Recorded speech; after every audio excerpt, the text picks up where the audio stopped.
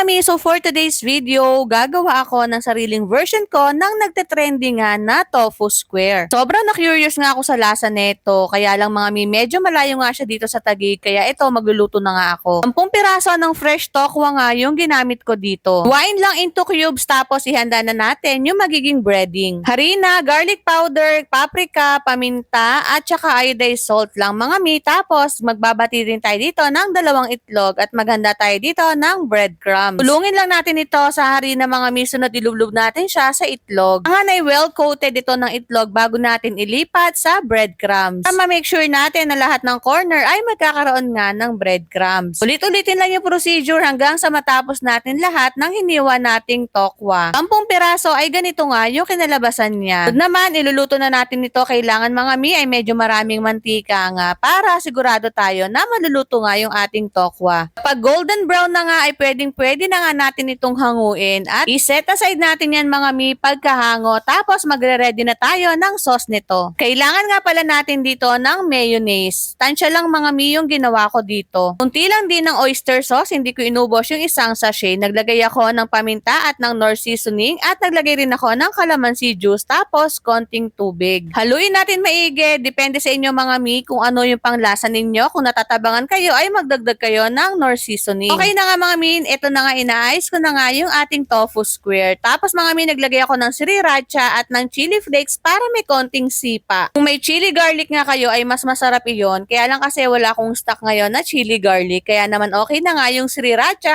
at saka chili flakes. At ito na nga mga mi, tiki man time na. Sobrang sarap nito mga mi. Yung sauce niya kasi ay parang sisig sauce. So talagang sobrang sarap. Nako, pak na pak to sa mga mahilig sa pulutan. Napakasarap nito kapag bagong luto mga mi. Para sa akin, hindi siya masarap iulam. Masarap lang siyang papakin. Plus maubos ko na nga yung nilagay ko sa plato sa sobrang sarap mga mi. Perfect combination talaga. Lalo na kung kakainin mo siya agad-agad. Kapag lumamig mga mi, hindi na siya ganun kasarap. Kung mahilig sa pulutan dyan, isave nyo tong recipe na to. Ayun lang.